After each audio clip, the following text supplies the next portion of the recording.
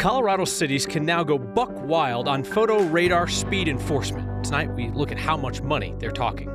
A state capitol resignation announced just a week after Election Day has opened yet another vacancy that'll be filled by party insiders. Almost every other state does this differently. As victim services groups struggle with a big loss of funding, let's work together to boost one that protects survivors of domestic violence in rural Colorado. And Congresswoman Boebert is back in Washington, leading on the issue of alien-human hybrids and flying saucers visiting alien cities under the sea. Buckle up. This is next. You are being watched. Maybe it's by your husband from across the room as he wonders why you've tuned into that commie news guy again. You're certainly being watched when you drive around Colorado with more cameras in more places looking for speeders. Mark Salinger explains how a new state law is changing where people are getting those tickets. The signs outside Wheat Ridge High School warn drivers they're going too fast. That doesn't always mean they'll slow down. The flashing light sign isn't going to change your behavior, then maybe getting a ticket in the mail will. Wheat Ridge is the latest city to take advantage of a new Colorado law, expanding the use of photo radar technology. This is a way for us to just work smarter to try to create a safer road. Alex Rose is with the police department here. At the end of the day, this is about making our streets safer in Wheat Ridge and getting people to slow down. Up until last year, Colorado law stated speed cameras could only be used in school zones, neighborhoods, construction zones, and along roads that bordered parks. Now they can be used anywhere that a city or county designates a speed corridor. We've been collecting data over the past 2 years in the city, going kind of street by street, corridor by corridor, and seeing really where the problem areas are. And Wheat Ridge isn't the only one making the most of the new rules. Morrison issued more than $400,000 worth of tickets in just 2 weeks after installing the new cameras. We're learning that towns like Mountain View pay nearly 30% of the money made from speeding tickets back to the technology company that provides the cameras. And Fort Collins will move from warnings to tickets in its newly created speed corridors at the end of the month. At the end of the day, this isn't about catching you off guard. This is about slowing down the speeds on our roads. Safer roads and more cash for the cities that use the cameras. A win-win, unless you're speeding. So a city can't just designate everywhere a speed corridor and put up a radar camera. State law requires that they provide speeding and crash data, post signs, and tell CDOT and State Patrol where they're going to do it. Some cameras will be installed in permanent locations, while others will be mobile, moved around town. I'm curious which jurisdictions will get new reputations as speed traps, like, say, Morrison. Yes, Morrison, everybody knows that's a speed trap in a sense. They made $400,000 in just over 2 weeks when they put in those speed cameras. We asked the police chief, who we should mention is on administrative leave for something else right now. We asked him back in May, saying, what do you tell the people who say this is just a cash grab, that Morrison's a speed trap? He said, yeah, if you know that, then why are you speeding through Morrison? It's not like they're hiding it. Right? I mean, yeah, at some point you want to know where the speed traps are. Exactly. Mark Salinger, thank you. A week after Golden police officer Evan Dunn was hit and killed while responding to a crash, today family, friends, and first responders gathered to honor his life and his service. The 33-year-old died in a crash on Highway 58. 3 other people were hurt, including Dunn's training officer, Bethany Grusing. The driver of the other car was arrested, suspected of driving drunk. Dunn had served as a code enforcement officer for Golden PD for 1 year before he joined the police academy. He'd previously served our nation as an Army aviation officer, Black Hawk pilot, a captain in the Army National Guard. 70 departments joined a tribute to Dunn outside a church in Littleton as folks from the community lined the streets. I have kids that are 32 and 34, and when I saw the young man's age, it hits really close to home, and I just feel very devastated for the family. Dunn's family has asked for privacy. Today's service was closed to the public. Colorado Democrats are on the verge of losing their supermajority in the state House, which would take away their near unchecked power to sidestep opposition from House Republicans and even overrule the governor. It's all going to come down to 2 races, which Republicans appear set to win by very narrow margins. It would mean a total 3-seat pickup for the GOP in the House. In El Paso County's District 16, Democratic Rep Steph Vigil trails her Republican challenger Rebecca Kelty, the woman on the right, by just 21 votes. That race is within the margin for an automatic recount. Republicans also lead in District 19. That's parts of Boulder and Weld counties. There, former Republican State Rep Dan Woog has a 228 vote lead over Democrat Jalaire McMillan. That is not within the automatic recount margin. McMillan was selected to run by a vacancy committee after the Democratic House rep up there, Jennifer Parenti, dropped out mid-race. Now, these race results are not final. Clerks have until Friday to put out their final counts, submit them to the Secretary of State's office. Democrats would need to come from behind and win both of those seats to keep their House supermajority. Well, Democratic State Senator Chris Hansen has finally admitted that he is resigning. He just won re-election last week. Word immediately spread that Hansen was bailing for a job in Southwest Colorado. We reported his impending resignation Monday. He denied that he would be resigning the next day. Sure enough, he just put out a vague statement. And then today, confirmed to the Colorado Sun he's resigning. So condolences to the 75,000 people in Denver who just voted for him last week. And congratulations to the 100 or so people who will pick his replacement. Marshall Zellinger looks at how Colorado handles these vacancies versus every other state. Let me start by saying there is no good way to do this. Well, that's not very optimistic. Democratic State Senator Jeff Bridges went from the House to the Senate in 2019 when he won enough support in a vacancy committee of 118 people to fill a vacant Senate seat. Colorado is one of 5 states, along with North Dakota, Illinois, Indiana, and New Jersey, that fill state legislative vacancies with small vacancy committees from the same party of the lawmaker who left. When Democratic State Senator Chris Hansen resigns in January, his seat will be picked by a vacancy committee of about 120 Democrats from his district, instead of the 90,000 people who cast votes in his race last week. So why not another election? That's what 25 other states do when there's a state legislative vacancy. The biggest pro of this option, everyone in the district gets a say. The cons are the cost of a special election and the amount of time a district has no lawmaker. I think 90 days minimum we would need to just set up and have a special election for something like this. That's 90 days during a 120-day session that district doesn't have representation. In 11 states, including 5 close to Colorado, the governor appoints the replacement. But only Alaska, Hawaii, Idaho, and Maryland require the governor to appoint someone of the same party as the lawmaker who vacated the seat.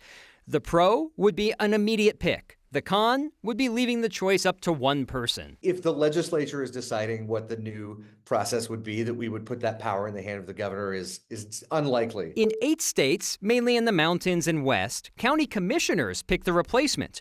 Only Arizona, Nevada, and Oregon require the person to be from the same party as the lawmaker who left. A big negative about this option is that many legislative districts cover many counties, so there would be differences of opinion. And if we were Ohio, a state Senate Democrat vacancy would be picked by other state Senate Democrats. The fact that you have a map with that many colors on it, that's that variable, shows there's no best way of doing this. There was also a bill by Democratic State Representative Bob Marshall earlier this year to ban anyone who is appointed to a vacant seat from running in the next election for that seat. That would be a brand new color on that map. That would get rid of side door promotions. It did not get very far in the House, Kyle. Wait, hold on. All those people who got in through the side door didn't like that idea? What are you talking about? It got through one committee, and there were several people on that committee who got in through the side door. It just didn't make it through the entire House. It just feels like one of those situations where when you look around, you realize that you're in a minority position, as Colorado is on the way that this works.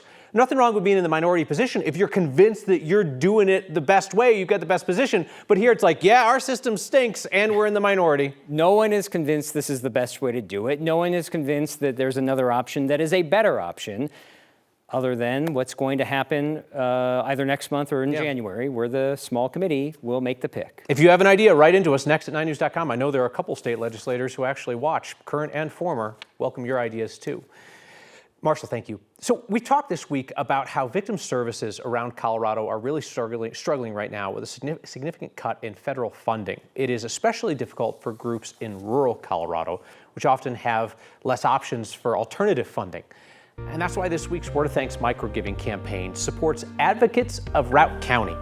They protect survivors and their families in northwest Colorado with an emergency shelter for people escaping violence, 24/7 crisis line, and counseling services. They also help survivors through the legal process, navigating protective orders and whatnot. we can help cover the cost of those shelter nights, the shelter supplies, the counseling sessions, the crisis center, so that survivors in the Steamboat Springs area have somewhere to turn. Scan the QR code on your screen or text the word THANKS to 303-871-1491 to get that link to donate. Your $13 million in micro-giving proves that $5 donations add up fast, so you know the drill. I'll match the first 50 people to pony up $5 to get us going. More than 3,600 of you have signed up to simplify your giving with a monthly donation to the Word of Thanks Fund. And that has meant that we have started your recent micro-giving campaigns with $24,000 in donations each week. Use the same QR code or text to get there. The federal government decides that you can't just hold an audience captive and force them to listen to your thoughts, which thankfully does not apply to news shows, but it's not great for what just went down with Doug Coe Sheriff. And Congresswoman Lauren Boebert returns to Washington this week determined to make progress on the issue of underwater space aliens. That's next. Douglas County is appealing the Colorado Labor Department's ruling that their sheriff violated state labor laws when he attempted to convince his deputies not to unionize. A new change in federal labor law standards reinforces that those strong-arm anti-union sessions are not allowed. Today, the National Labor Relations Board ruled that managers can't force their employees to attend anti-union meetings, what are referred to as captive audience meetings. This comes just weeks after Colorado's Division of Labor found that Douglas County's Republican Sheriff Darren Weekly forced his deputies to attend several of those meetings where he brought in consultants at taxpayer expense to tell them not to unionize. Weekly told us that he, quote, simply shared accurate information so they could make an informed decision.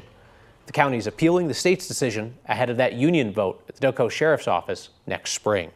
Democrats at the state capitol actually tried to pass their own captive audience meeting ban earlier this year. It was vetoed by Democratic Governor Jared Polis. The governor said that the bill was overly broad, and he suggested that a federal ban would offer more protections. Let's turn to meteorologist Kathy Sabin for a look ahead at the weather.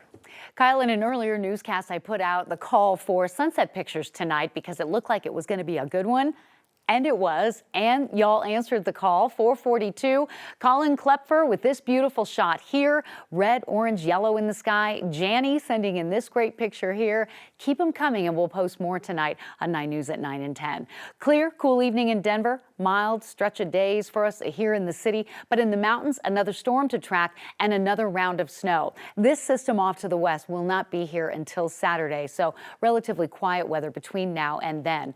Temperatures have cooled back to 31 in Denver, almost 40 in Fort Collins and Greeley this hour. Winds not nearly as gusty as they were yesterday, thankfully, but that south to southwest flow will help to warm us up over the next few days. Temperatures will stay in the 30s between now and about midnight, and your extended forecast includes sunshine with highs near 60 both Thursday and Friday. Of course, the avalanche right here on 9 News on Friday night. We've got 50s for the weekend, a dry weekend for Denver with mountain snow coming in. And the next storm will be Monday night with rain possibly mixing with snow Tuesday.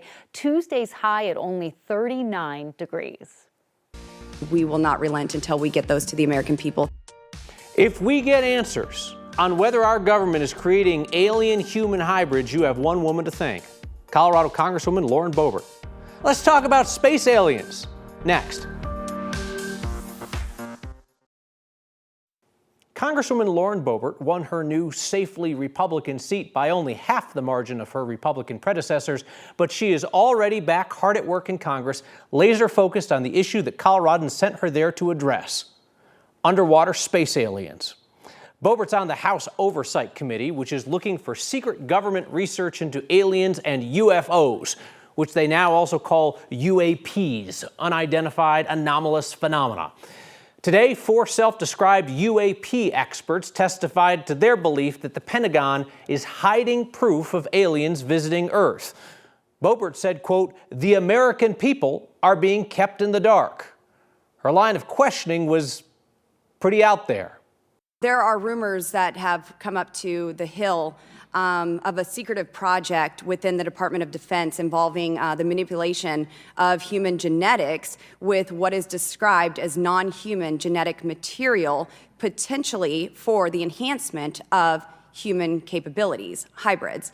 Are any of you familiar with that? Yes or no? No, ma'am. I am not, ma'am. I'm not. No, ma'am. non-human hybrids with special capabilities. Boebert was not done there. She spent most of her allotted time questioning the experts about alien cities and civilizations in the depths of the sea. And so are there any accounts of UAPs emerging from or submerging into our water which could indicate a base or presence beneath the ocean's surface? I don't know about a base, but as I mentioned, I had a different source entirely describe this pretty extraordinary footage that exists of orbs, of an orb coming out of the ocean and being met by another orb. And it seems like there's still some questions that we need answers to, and we will not relent until we get those to the American people. Boebert clearly left the hearing without her answers on aliens, but said that she is looking forward to working with the incoming Trump administration to get to the bottom of this alien hybrid human thing and those underwater alien cities. After a year of construction, it's finally going to get a lot easier to get to and from Gunnison and Montrose. Both lanes are now open on the US 50 bridge over the Blue Mesa Reservoir. It closed in April when inspectors found a crack in the steel bridge supports. That meant that drivers had to take a 6-hour detour or use a local access road, which was only open for brief windows each day. One lane opened last month to all cars, and now it is open to two-way traffic. Speaking of people trapped in situations, XL customers can expect another increase on their natural gas bill. State regulators have approved a $130 million rate increase effective this month. That rate increase means that the average residential customer can expect their bill to go up more than $4 a month, $17 increase a month for small businesses. XL says the money will go towards maintaining their natural gas systems. They asked state regulators for an even bigger increase, about $170 million worth, but the state folks knocked that down by about $40 million. We return with your feedback about aliens, about aliens, next.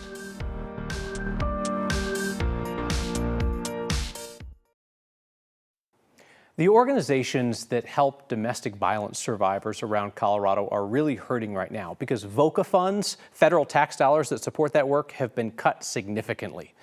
We had the opportunity together to help a group that is really essential in northwest Colorado, Routt County Steamboat. Advocates of Routt County runs the crisis line up there. They have an emergency shelter. They provide counseling for survivors as well as legal advocacy. They do phenomenal work in that community.